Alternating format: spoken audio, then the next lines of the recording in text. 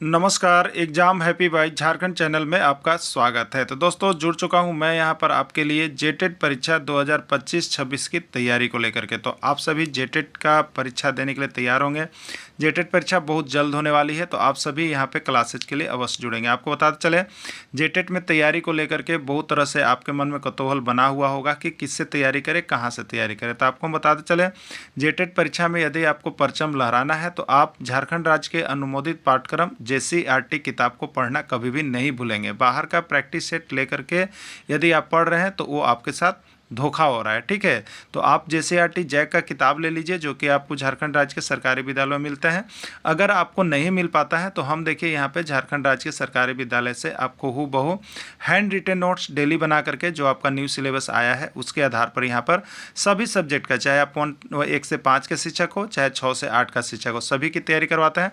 आप घर बैठे यहाँ पर क्षेत्रीय भाषा छोड़ करके सभी सब्जेक्ट का केवल 500 रुपये में तैयारी कर सकते, जिसके लिए देखिए यहाँ पर आपको मोबाइल नंबर दिया गया है 9631054226 पर आप संपर्क करके यहाँ से सभी कोर्सेज परचेज भी कर सकते हैं, तैयारी भी कर सकते हैं। बहुत सारे कोर्सेज बन गए हैं, तो आप अवश्य संपर्क कर लेंगे, घर बैठे ही तैयारी यहाँ से हो जाएगी। चलिए देखते हैं आगे। टॉपिक 14 जो कि आपका यहाँ पर हिस्ट्री सेशन का है, राष्ट्रीय आंदोलन से जुड़ा हुआ है, जो 1885 ईस्वी से 1947 ईस्वी तक का बना हुआ है। ठीक है, देखिए इस टॉपिक का यह पार्ट 3 है। ठीक है, यह टॉपिक का पार्ट 3 है, जो कि आपका वस्तुनिष्ठ प्रश्न होगा। ठीक है, इसके पहले आपको 2 पार्ट करवा दिए गए हैं, पार्ट 1 और पार्ट 2, उसको आप देख लीजिएगा।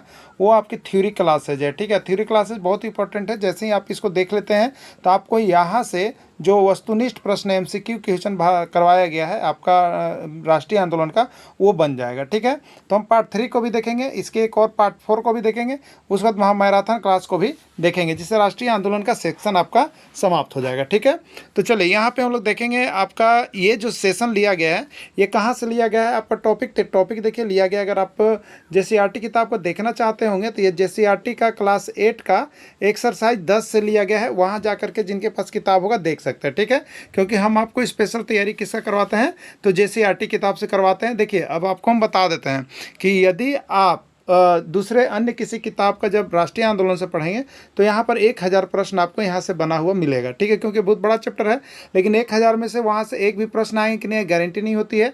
लेकिन आप यहाँ पर सिर्फ जो है, आप यहाँ पर अगर 100 प्रश्न इसमें बना है तो आप देखिएगा यहीं से 2 से 3 प्रश्न आपका निकल के एग्जाम में आ जाएगा। ठीक है, क्योंकि JCERT जैक की किताब का बना हुआ है, जो कि एग्जाम में वहीं से आएगा। तो आप एग्जाम में जाने से पहले तक भी यदि आपको यहाँ से नोट्स आपको मिलता है वीडियो, तो आप यहाँ से इसका सारा नोट्स PDF टॉपिक वाइज बना हुआ है, आप इसका सारा PDF वीडियो लेके पढ़ लीजिए, सुन लीजिए, आपका यहाँ से जेटेट कंप्लीट हो जाएगा। ठीक है, चलिए पहला प्रश्न है, भारतीय राष्ट्रीय कांग्रेस की स्थापना कब हुई। ठीक है, भारतीय राष्ट्रीय कांग्रेस की स्थापना कब हुई। 28 जनवरी 1885 ईस्वी, 28 दिसंबर 1885 ईस्वी, 28 दिसंबर 1886 ईस्वी, या कोई नहीं। ठीक है, तो देखिए जो भारतीय राष्ट्रीय कांग्रेस है उसकी स्थापना जो है 28 दिसंबर 1885 ईस्वी को हुआ था। ठीक है, 28 दिसंबर 1885 ईस्वी को हुआ था। राइट आंसर इसका बी हो जाएगा। भारतीय राष्ट्रीय कांग्रेस के संस्थापक कौन है। आपको बताना है कि जो भारतीय राष्ट्रीय कांग्रेस था उसका संस्थापक कौन थे। ए ओ ह्यूम, एलन एक्टिवन ह्यूम, या सभी। ये ए भी सही है, बी भी सही है, सी भी सभी सही है, ये तीनों का एक ही नाम है। ठीक है, इसलिए डी इसका हो जाएगा। राइट आंसर डी हो जाएगा। भारतीय राष्ट्रीय कांग्रेस की स्थापना कहाँ हुई। भारतीय राष्ट्रीय कांग्रेस की स्थापना कहाँ हुई। मुंबई, कोलकाता, मद्रास, या कहीं नहीं। ठीक है, ये जो भारतीय राष्ट्रीय कांग्रेस की स्थापना हुई थी वो कहाँ हुई थी, मुंबई में हुआ था। ठीक है, 1885 ईस्वी कहाँ हुआ था, मुंबई में गोकुलदास तेजपाल संस्कृत महाविद्यालय में हुआ था। थ्योरी क्लासेस में सारी चीज़ आपको करवा दी गई है। हम लोग यहाँ पे देखेंगे ऑब्जेक्टिव, जो कि जल्दी करेंगे। ठीक है, ये कहाँ से लिया गया, तो JCERT का क्लास 8 का एक्सरसाइज 10। भारतीय राष्ट्रीय कांग्रेस के प्रथम अध्यक्ष कौन थे। देखिए इसके जो अध्यक्ष है 5 को, वो 5 को याद करने के लिए एक ट्रिक भी हमने इसमें दिया हुआ है, इसलिए वीडियो के अंत तक जुड़े रहिएगा, बने रहिएगा। और ट्रिक के साथ साथ आपको इसको 10 से अधिवेशन कहाँ हुए वो भी चीज़ इसमें बताया गया है। ठीक है, तो भारतीय राष्ट्रीय कांग्रेस के प्रथम अध्यक्ष कौन थे, WC बनर्जी, जॉर्ज यूल, दादा भाई नौरोजी, या कोई नहीं। ठीक है, तो इसके जो पहले अध्यक्ष थे वो कौन थे, WC बनर्जी थे, जिसको हम लोग BMS चंद्र बनर्जी भी कहते हैं। ठीक है, भारतीय राष्ट्रीय कांग्रेस का जो प्रथम अधिवेशन हुआ था मुंबई में, उसमें कितने प्रतिनिधियों ने भाग लिया था, पूछा हुआ है। 70, 72, 74 या 76। ठीक है, तो भारतीय राष्ट्रीय कांग्रेस के प्रथम अधिवेशन में कितने प्रतिनिधियों ने भाग लिया, 72 प्रतिनिधियों ने भाग लिया था। ठीक है, भारतीय राष्ट्रीय कांग्रेस के प्रथम अंग्रेज अध्यक्ष कौन थे, ये याद रखिएगा। कौन यूरोपियन अध्यक्ष था, कौन अंग्रेज अध्यक्ष था, ये सारी चीज़ें बातें पूछी जाती है। और ये जो आपके JCRT किताब से जितना प्रश्न निकल के आ रहा है वही प्रश्न आप पहले देख लीजिएगा, उसके बाद ही किसी को पढ़िएगा, ठीक है। तो भारतीय राष्ट्रीय कांग्रेस के प्रथम अंग्रेज अध्यक्ष कौन थे, बेमोस चंद्र बनर्जी, दादा भाई नौरोजी, बदरुद्दीन तैयब या जॉर्ज यूल, ठीक है। तो देखिए ये जो अंग्रेज अध्यक्ष थे वो थे आपके जॉर्ज यूल, ये अंग्रेज अध्यक्ष थे। भारतीय राष्ट्रीय कांग्रेस का तीसरा अधिवेशन कहाँ हुआ, भारतीय राष्ट्रीय कांग्रेस का तीसरा अधिवेशन कहाँ हुआ, बम्बई, कलकत्ता, मद्रास या कोई नहीं, ठीक है। देखिए भारतीय राष्ट्रीय कांग्रेस का अधिवेशन पहला कहाँ हुआ, दूसरा कहाँ हुआ, तीसरा कहाँ हुआ, चौथा कहाँ हुआ, इसको याद रखने के लिए आप एक ट्रिक को देख लीजिएगा, वहाँ से आप लाइफ टाइम नहीं भुलाइएगा। और ये अधिवेशन जो है पूछता है कि पहला कहाँ हुआ, दूसरा कहाँ हुआ, तीसरा कहाँ हुआ, तो वो आप छोड़ के नहीं आइएगा, एक नंबर आप ले करके आइएगा, ठीक है। तो उसको हम लोग ट्रिक से भी देखेंगे, ठीक है। तो यहाँ पे कहाँ हुआ था, तो ये मद्रास में हुआ था। इसको कैसे याद रखेंगे, तो यहाँ पे देखिएगा एक ट्रिक हमने आपको बना दिया है, आप इसको याद रख लीजिए, ठीक है। ट्रिक क्या है, बक मई बकना इलाम लिखा हुआ है, बक मई बकना इलाम, ठीक है। तो देखिए ये ब का मतलब है बम्बई, ठीक है। और ये 1885 ईस्वी में ये पहला है, मतलब पहला अधिवेशन, ठीक है। तो भारतीय राष्ट्रीय कांग्रेस का पहला अधिवेशन बम्बई में हुआ और 1885 ईस्वी हुआ। फिर दूसरा बार है देखिए क से देखिए कलकत्ता, और ये दो लिखा हुआ मतलब दूसरा अधिवेशन, और ये कब हुआ 1886 ईस्वी। तो आपसे पूछेगा कि भारतीय राष्ट्रीय कांग्रेस का दूसरा अधिवेशन कहाँ हुआ, तो कलकत्ता हुआ, और कब हुआ 1886 ईस्वी, ठीक है। मई, तो मई में म से है देखिए मद्रास, और ये तीसरा नंबर है तीसरा अधिवेशन, और कब, तो 1887। एक लाइन से याद रखना है, ठीक है। ई से देखिए है इलाहाबाद, ये 4 नंबर पर है, तो चौथा अधिवेशन, और कब हुआ, तो 1888, ठीक है। बकना में ब से हुआ बम्बई, ठीक है, ये 1889 ईस्वी। क से हुआ कलकत्ता, ये छठा अधिवेशन 1890 ईस्वी। ना से हुआ नागपुर, सातवां लिखा हुआ है सातवां अधिवेशन 1891 ईस्वी। ई से देखिए इलाहाबाद, 8वां अधिवेशन 1892 ईस्वी। ला से देखिए हो गया लाहौर, 9वां अधिवेशन 1893। म से देखिए हो गया मद्रास, 10वां अधिवेशन 1894 ईस्वी, ठीक है। तो इस तरह से 10वां अधिवेशन का क्रम आपको याद रखने का एक ही ट्रिक है, बक मई बकना इलाम, याद रख लीजिएगा, 2 बार लिखिएगा आपको याद हो जाएगा। यहाँ से पूरे चीज़ों को आप कंप्लीट कर लीजिएगा। पहला अधिवेशन कब हुआ, कहाँ हुआ, दूसरा अधिवेशन कब हुआ, कहाँ हुआ, तीसरा अधिवेशन कब हुआ, कहाँ हुआ, इन चीज़ हमने लिख भी दिया है बहुत सारी चीज़ों को। प्रथम अधिवेशन 1885 मुंबई, द्वितीय अधिवेशन 1886 कलकत्ता, तृतीय अधिवेशन 1887 मद्रास, चतुर्थ अधिवेशन 1888 इलाहाबाद, पंचम अधिवेशन 1889 मुंबई, और छठा अधिवेशन 1890 कलकत्ता। क्लियर, ये सारी चीज़ों को आप लोग देख लीजिएगा, अधिवेशन याद करके जाइएगा। यहाँ से एक प्रश्न आपका रहेगा, और भारतीय राष्ट्रीय कांग्रेस से तो एक प्रश्न हर बार रहता है, इस बार भी आपका रहेगा ही रहेगा, ठीक है। भारतीय राष्ट्रीय कांग्रेस के तीसरे अधिवेशन के अध्यक्ष कौन थे, बेमस चंद्र बनर्जी, दादा भाई नौरोजी, बदरुद्दीन तैयब जी या जॉर्ज यूल, ठीक है। तो देखिए एक ट्रिक होता है बैंड बजाओ, ठीक है, बैंड बजाओ, तो बैंड बजाओ सी से हो गया बदरुद्दीन तैयब जी, ठीक है। देखिए यहाँ पर लिख दिए हैं बैंड बजाओ। अधिवेशन के अध्यक्ष का नाम आपको जब भी याद करने का आएगा तो आप बैंड बजाओ का नाम याद रखिएगा, ठीक है। बैंड बजाओ का नाम आप यहाँ से याद रख लीजिएगा, यहाँ से आपको सारा चीज़ जो है बन जाएगा, ठीक है। तो चलिए बैंड बजाओ से क्या होगा आप सभी को यहाँ पर देख लेंगे। तो बैंड बजाओ में आपका हो जाएगा यहाँ पे बैंड बजाओ में ब से हो जाएगा देखिए बेमोस चंद्र बनर्जी, और ये कौन थे, प्रथम अध्यक्ष थे, ठीक है। बेमस चंद्र बनर्जी और एक कौन हो जाएंगे, प्रथम अध्यक्ष थे। ड से दादा भाई नौरोजी, ये दूसरे अधिवेशन के अध्यक्ष थे। और ब से बदरुद्दीन तैयब जी, ये तीसरे अधिवेशन के अध्यक्ष थे, तीसरा अध्यक्ष। और जा से जॉर्ज यूल, ये चौथे अध्यक्ष थे। और वे से विलियम वुडन, ये 5वें अध्यक्ष थे। याद रख लीजिएगा 1 से 5 तक का ये क्रम है। यहाँ से एक प्रश्न आपके रहेंगे, नीचे लिखा हुआ भी है, नोट्स भी आपको बनाया हुआ है। तो देखिए इसी तरह से आपका हर नोट्स ट्रिकी शॉर्टकट बहुत अच्छी तरह से हमने सारी चीज़ों को कवर अप करने का प्रयास किया है। तो आप सभी यहाँ से अवश्य जुड़ करके तैयारी कर लीजिएगा। एग्जाम में जाने से पहले नोट्स पढ़ करके ही इसका PDF जाए, जिससे कि आपको कम पढ़ के ज़्यादा अंक यहाँ से उठे, ठीक है। कांग्रेस की पहली महिला अध्यक्ष कौन थी, एनी बेसेंट, विजयालक्ष्मी पंडित, श्रीमती इंदिरा गांधी या कोई नहीं, ठीक है। तो कांग्रेस की पहली अगर कोई महिला अध्यक्ष थी तो वो समझिए आपका एनी बेसेंट थी, ठीक है। देखिए एनी बेसेंट के बारे में हमने लिख दिया था। एनी बेसेंट को 1917 ईस्वी में कोलकाता में कांग्रेस की पहली महिला अध्यक्ष को चुना गया, ठीक है। एनी बेसेंट को कब, 1917 ईस्वी में कोलकाता में कांग्रेस की पहली महिला अध्यक्ष के रूप में चुना गया था, ठीक है। चलिए अगला प्रश्न है, 1924 ईस्वी कांग्रेस के बेलगांव अधिवेशन के अध्यक्ष कौन थे। 1924 ईस्वी में जो कांग्रेस का अधिवेशन, जो बेलगांव अधिवेशन हुआ था, उसमें अध्यक्ष कौन थे? डब्ल्यू.सी. बनर्जी, दादा भाई नौरोजी, महात्मा गांधी और जॉर्ज एर्ल। ठीक है, तो इसमें नाम आता है, देखिए बेलगांव अधिवेशन जो जुड़ा हुआ है, बहुत ही महत्वपूर्ण अधिवेशन था और वो महात्मा गांधी से जुड़ा हुआ है। याद रखिएगा, बेलगांव अधिवेशन हर बार पूछा जाता है, इसलिए हमने बेलगांव अधिवेशन से सारे नोट्स यहाँ पर कवर अप भी कर दिए हैं आपको बीच में। और इसका तो अगर आप पार्ट 1 पार्ट 2 जाकर देखिएगा तो और भी अच्छे तरह से। तो देखिए यहाँ पर लिखा हुआ है 1924 ईस्वी का भारतीय राष्ट्रीय कांग्रेस का बेलगांव अधिवेशन 39वां अधिवेशन था। याद रखिएगा, 1924 ईस्वी में जो बेलगांव अधिवेशन हुआ था वो 39वां अधिवेशन था। ठीक है, और बेलगांव अधिवेशन यह एकमात्र कांग्रेस का अध्यक्ष इसमें महात्मा गांधी थे। याद रखिएगा, किस अधिवेशन में जो भारतीय राष्ट्रीय कांग्रेस के अध्यक्ष महात्मा गांधी थे, तो याद रखिएगा बहुत बार प्रश्न पूछा है, वो है बेलगांव अधिवेशन 1924 ईस्वी और 39वां अधिवेशन। ठीक है, और यह कहाँ पर? तो कर्नाटक के बेलगाम में आयोजित किया गया था। तीनों को याद रख लीजिएगा, यहाँ से एक प्रश्न छपा हुआ रहेगा। ठीक है, भारतीय राष्ट्रीय कांग्रेस का कौन सा अधिवेशन रामगढ़ में हुआ था? ये भी प्रश्न हर बार पूछ रहा है अभी जेटेट में और अन्य राज्यों में, इसलिए भारतीय राष्ट्रीय कांग्रेस का कौन सा अधिवेशन ऐसा था जो रामगढ़ में हुआ था? 51वां, 52वां, 53वां या 54वां? ठीक है, याद रखिएगा, तो ये आपका 53वां अधिवेशन था भारतीय राष्ट्रीय कांग्रेस का। इसके बारे में भी कुछ डिटेल्स में आप नोट्स यहाँ पर देख लेंगे जिससे आपको बन जाए।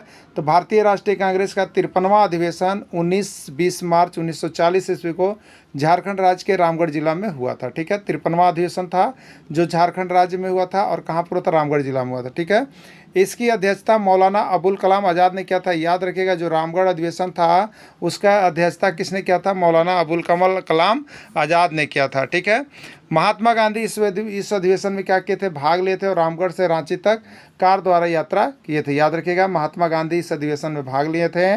किस अधिवेशन में? रामगढ़ अधिवेशन में। रामगढ़ अधिवेशन का अध्यक्ष कौन था? मौलाना अबुल कलाम आज़ाद थे और यात्रा किया था। ठीक है, इस अधिवेशन में अंग्रेजों में भारत छोड़ो आंदोलन की नींव पड़ी थी। इसी अधिवेशन में अंग्रेजों में भारत छोड़ो आंदोलन की नींव पड़ी थी। ठीक है, और इसी अधिवेशन में फॉरवर्ड ब्लॉक का जन्म हुआ था रामगढ़ अधिवेशन में। याद रखिएगा, सारी चीज़ें ये जो है आपको हमने यहाँ पर एक प्रश्न के मार्फत से आपको सारा चीज़ नोट्स का यहाँ पर ट्रिकी बना के दे दिया है, जिससे राष्ट्रीय आंदोलन से किसी भी तरह का आपका प्रश्न अगर एग्जाम में आता हो तो आपका यहाँ से छूटेगा ही नहीं। ठीक है, भारतीय राष्ट्रीय आंदोलन के कितने चरण है? 1, 2, 3 या 4? ठीक है, तो भारतीय राष्ट्रीय आंदोलन के कितने चरण है? आपको याद होगा 3 चरण है।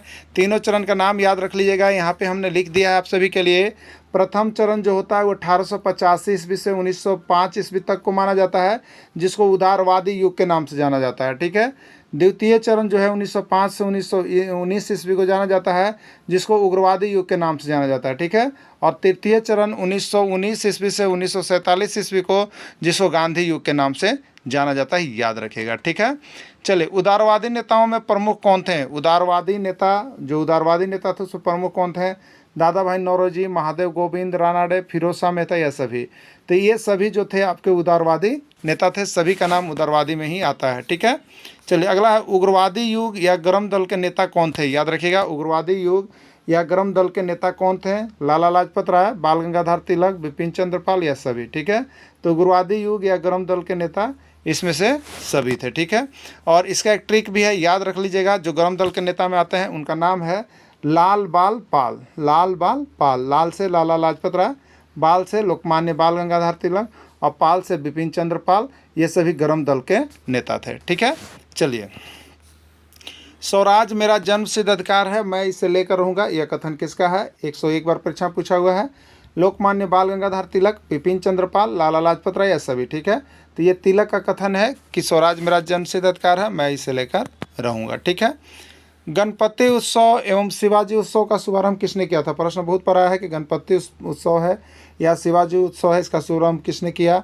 बिपिन चंद्र पाल, लाला लाजपत राय, लोकमान्य बाल गंगाधर तिलक या सभी। ठीक है, तो गणपति उत्सव या जो आपका शिवाजी उत्सव है उसका शुभारंभ जो है लोकमान्य बाल गंगाधर तिलक के द्वारा किया गया है। ठीक है, बंगाल का विभाजन कब किया गया? 1905 ईस्वी, 1906 ईस्वी, 1907 ईस्वी या 1908 ईस्वी? ठीक है, बंगाल विभाजन जो है 1905 ईस्वी में किया गया है। ठीक है, बंग भंग के नाम से किसको जाना जाता है? बंग भंग के नाम से किसको जाना जाता है? लाहौर अधिवेशन, बम्बई अधिवेशन, बंगाल विभाजन या पाकिस्तान विभाजन? ठीक है, तो बंग भंग के नाम से बंगाल विभाजन को जाना जाता है। ठीक है, बंग भंग के नाम से बंगाल विभाजन को जाना जाता है। बंगाल विभाजन आंदोलन को बंग भंग के नाम से जाना जाता है। इस विभाजन के विरोध में वंदे मातरम गीत गाया गया। ठीक है, इस विभाजन के विरोध में, बंग भंग के विरोध में कौन सा गीत गाया गया, ये भी पूछता है। तो वंदे मातरम गीत गाया गया था, याद रखिएगा। अमार सोनार बांग्ला गीत किसने लिखा? अमार सोनार बांग्ला गीत किसने लिखा? बहुत देखिए प्रश्न बीच बीच से आपको, जैसे आरटी किताब में बहुत सारा प्रश्न है, जिसको आप देख लीजिएगा तो ये सब प्रश्न आपको मिलेगा ही प्रैक्टिस सेट में। ठीक है, मिलेगा ही नहीं। तो अमार सोनार बांग्ला गीत किसने लिखा? रविंद्रनाथ टैगोर, बंकिम चंद्र चटर्जी, मोहम्मद इकबाल या कोई नहीं। ठीक है, तो अमार सोनार बांग्ला जो है ये आपका रविंद्रनाथ टैगोर के द्वारा लिखा गया। ठीक है, रविंद्रनाथ टैगोर के द्वारा लिखा गया। रविंद्रनाथ टैगोर ने अमार सोनार बांग्ला गीत लिखा, जो बांग्लादेश की राष्ट्रीय गीत बन गया। और इस गीत को बांग्लादेश ने 1972 ईस्वी में राष्ट्रीय गीत के रूप में स्वीकार किया था। ठीक है, वंदे मातरम गीत किसने लिखा? वंदे मातरम गीत किसने लिखा? रविंद्रनाथ टैगोर, बंकिम चंद्र चटर्जी, मोहम्मद इकबाल या सभी। ठीक है, तो वंदे मातरम गीत किसने लिखा? बंकिम चंद्र चटर्जी के द्वारा लिखा गया है। ठीक है, बंकिम चंद्र चटर्जी के द्वारा लिखा गया है। स्वदेशी आंदोलन को स्वराज की आत्मा किसने कहा? स्वदेशी आंदोलन को स्वराज की आत्मा किसने कहा? महात्मा गांधी, डॉक्टर राजेंद्र प्रसाद, सच्चिदानंद सेनु या जवाहरलाल नेहरू। ठीक है, तो ये स्वदेशी आंदोलन को तो महात्मा गांधी। ठीक है, तो महात्मा गांधी ने स्वदेशी आंदोलन को स्वराज की एक आत्मा के रूप में कहा है। ये भी पूछा गया था प्रश्न। सरकार ने हिंदू मुस्लिम एकता को तोड़ने के लिए कौन सी नीति अपनाई? जो अंग्रेज सरकार थी उसने हिंदू मुस्लिम एकता को देखा कि जब मजबूत हो रहा है वो, तो उसको तोड़ने के लिए कौन सी नीति अपनाई? फुटकर नीति, फुट डालो और शासन करो, शासन नीति या कोई नहीं। ठीक है, तो सरकार ने हिंदू मुस्लिम एकता को तोड़ने के लिए फुट डालो और शासन करो की नीति को अपनाया। ठीक है, चलिए, मुस्लिम लीग की स्थापना कब हुई? मुस्लिम लीग की स्थापना कब हुई? 1906 ईस्वी में मुस्लिम लीग, 30 दिसंबर 1906 ईस्वी को मुस्लिम लीग की स्थापना ढाका में हुआ था, जो बांग्लादेश में है। आगा खां को मुस्लिम लीग का पहला अध्यक्ष बनाया गया था, याद रख लीजिएगा। ठीक है, मार्ल मिंटो सुधार अधिनियम किसको जाना जाता है? 1906 ईस्वी को, 1907 ईस्वी को, 1908 ईस्वी को, 1909 ईस्वी को। ठीक है, तो 1909 ईस्वी को मार्ल मिंटो सुधार अधिनियम के नाम से जाना जाता है, जिसको भारतीय परिषद अधिनियम भी कहा जाता है।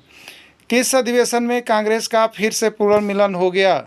किस अधिवेशन में कांग्रेस का फिर से पुनर्मिलन हो गया? 1916 ईस्वी का कांग्रेस का लखनऊ अधिवेशन, 1907 ईस्वी का सूरत अधिवेशन, दोनों या कोई नहीं। ठीक है, तो देखिए 1907 ईस्वी के सूरत अधिवेशन में कांग्रेस का विभाजन 2 भागों में हो गया था, और 1916 ईस्वी के कांग्रेस का लखनऊ अधिवेशन में कांग्रेस का फिर से पुनर्मिलन हो गया था। ठीक है, तो राइट आंसर इसका ये हो जाएगा। 1916 ईस्वी के लखनऊ अधिवेशन में कांग्रेस का एक बार फिर से पुनर्मिलन हो गया, जबकि 1907 ईस्वी में कांग्रेस के सूरत अधिवेशन में कांग्रेस 2 खेमों में बट गया था। तो याद रखना है क्या चीज़ पे मुख्य रूप से, कि 1907 कांग्रेस का कौन सा अधिवेशन में कांग्रेस 2 खेमों बटा था? तो 1907 ईस्वी में। और किस में फिर से एक हो गया? तो 1916 ईस्वी के लखनऊ अधिवेशन में। ठीक है, यानी सूरत अधिवेशन में कांग्रेस 2 भागों में बटा और लखनऊ अधिवेशन में कांग्रेस फिर से एक हो गया। ठीक, बंगाल विभाजन को रद्द कब कर दिया गया? 1905 ईस्वी, 1906 ईस्वी, 1911 ईस्वी, 1913 ईस्वी। ठीक है, देखिए बंगाल विभाजन किया जा रहा था, उसको यहाँ पर रद्द कर दिया गया, जिससे कि यहाँ पे जो है अहिंसा न बढ़े। तो 1911 ईस्वी में बंगाल विभाजन को रद्द कर दिया गया था। ठीक है, बंगाल विभाजन के समय भारत के वायसराय कौन थे? जिसमें बंगाल का विभाजन हुआ था उसमें भारत के वायसराय कौन थे? Lord Hardinge, Lord Curzon, Lord Mountbatten या कोई नहीं। ठीक है, तो लॉर्ड कर्जन के समय बंगाल का विभाजन हुआ था। ये भी प्रश्न बहुत MBBI है, पूछा गया प्रश्न है। ठीक है, बंगाल विभाजन जब रद्द हो गया तो उस समय वायसराय कौन थे? ठीक है, बंगाल विभाजन जब रद्द हो गया तो उस समय वायसराय कौन थे? Lord Curzon, Lord Mountbatten, Lord Hardinge या कोई नहीं। ठीक है, तो लॉर्ड कर्जन के समय तो बंगाल का विभाजन हो गया, और बंगाल का विभाजन जब रद्द हो गया उसमें कौन थे? तो लॉर्ड हार्डिंग थे। कौन थे? लॉर्ड हार्डिंग थे। ठीक है, गरम दल के नेता कौन थे? गरम दल के नेता इसमें से कौन थे? ठीक है, गरम दल के नेता, मुख्य नेता कौन थे? देखिए गरम दल के मुख्य नेता कौन थे? यहाँ पे देखिए इससे मुख्य नेता सभी हैं गरम दल के। ठीक है, लाल बाल पाल कहते हैं हम लोग, लेकिन मुख्य नेता की अगर बात कभी पूछता है गरम दल के नेता के मुख्य नेता, तो बाल गंगाधर तिलक का नाम आता है। ठीक है, नरम दल के नेता कौन थे? नरम दल के नेता मुख्य नेता कौन थे? नाम आता है मोतीलाल नेहरू जी का। भारतीय राष्ट्रीय आंदोलन का तीसरा चरण कौन है? भारतीय राष्ट्रीय आंदोलन का तीसरा चरण कौन है? ये 1919 ईस्वी से 1947 ईस्वी तक भारतीय राष्ट्रीय आंदोलन का तीसरा चरण, जिसको हम लोग गांधी युग के नाम से भी जानते हैं। ठीक है, पहला चरण, दूसरा चरण, तीसरा चरण देख लीजिएगा। रॉलेट एक्ट कब लागू हुआ? 8 मार्च 1919 ईस्वी, 6 जनवरी 1905 ईस्वी, 5 फरवरी 1928 ईस्वी, कोई नहीं। ठीक है, तो रॉलेट एक्ट कब लागू हुआ था? तो आपका 19 ईस्वी, 8 मार्च 1919 ईस्वी को, ठीक है। रॉलेट एक्ट के बारे में हम लोग यहाँ पे देख लेंगे क्योंकि प्रश्न यहाँ से आता है, इसलिए इसका डीपली भी देखेंगे हम लोग। रॉलेट एक्ट 8 मार्च 1919 ईस्वी को लागू किया गया। अब बताइए कि रॉलेट एक्ट कब लागू किया गया, याद रखिएगा तिथि को। रॉलेट एक्ट 8 मार्च 1919 ईस्वी को लागू किया गया, ठीक है। रॉलेट एक्ट को काला कानून भी कहा जाता है। पूछता है कि काला कानून किसको कहा जाता है, वो नाम है रॉलेट एक्ट का। किसी भारतीय पर अदालत में बिना मुकदमा चलाए जेल में डाला जा सकता है, इसीलिए इसको काला कानून भी कहा गया, अंधा कानून भी कहा गया। रॉलेट एक्ट के खिलाफ में रविंद्रनाथ टैगोर ने नाइटहुड की उपाधि वापस लौटा दी थी, ठीक है। रॉलेट एक्ट के खिलाफ में रविंद्रनाथ टैगोर ने किसकी उपाधि वापस लौटा दी, नाइटहुड की वो उपाधि वापस लौटा दी, ठीक है। रॉलेट एक्ट के खिलाफ में रविंद्रनाथ टैगोर ने कौन सी उपाधि वापस लौटा दी, नाइटहुड, केसर, सर या कोई नहीं है। तो रॉलेट एक्ट के खिलाफ में रविंद्रनाथ टैगोर ने नाइटहुड की उपाधि वापस लौटा दी थी, याद रखिएगा, नाइटहुड, ठीक है। जालियांवाला बाग हत्याकांड कब हुआ, 15 अप्रैल 1920, 13 अप्रैल 1919, 13 मई 1905 या कोई नहीं, ठीक है। तो जालियांवाला बाग हत्याकांड कब हुआ, 13 अप्रैल 1919 ईस्वी को जालियांवाला बाग हत्याकांड हुआ, ठीक है। जालियांवाला बाग हत्याकांड कहाँ हुआ, जालियांवाला बाग हत्याकांड कहाँ हुआ, लखनऊ में, अमृतसर में, मेरठ में या कहीं नहीं, ठीक है। तो जालियांवाला बाग हत्याकांड कहाँ हुआ था, अमृतसर में हुआ था। इसका भी हम लोग डिटेल्स देख लेंगे जिससे कि जालियांवाला बाग हत्याकांड से कोई भी प्रश्न छूटे नहीं। जालियांवाला बाग हत्याकांड भारत में पंजाब प्रांत के अमृतसर में स्वर्ण मंदिर के निकट जालियांवाला बाग में 13 अप्रैल 1919 ईस्वी को हुआ था, याद रखिएगा। जालियांवाला बाग में किस अंग्रेज अधिकारी ने गोली चलाने का आदेश दिया था, General Dyer, General Minto, General Art या कोई नहीं, ठीक है। तो अंग्रेज अधिकारी जनरल डायर ने यहाँ पे गोली चलाने का आदेश दिया था, ठीक है। तो इस तरह से हम लोग इसका कौन सा पार्ट देखें, पार्ट 3 को हम लोगों ने कवर किया। इसके बाद पार्ट 4 को देखेंगे और फिर इसकी महामैराथन क्लासेज भी आपको मिल जाएगी, आप सभी को इसको कंप्लीट कर लीजिएगा, ठीक है। तो चलिए, भारतीय राष्ट्रीय आंदोलन का ये जो है आपका पार्ट 3 कंप्लीट होता है। पार्ट 4 हम नेक्स्ट वीडियो में लेकर के आएंगे, ठीक है। वीडियो के अंदर जुड़े रहें, धन्यवाद।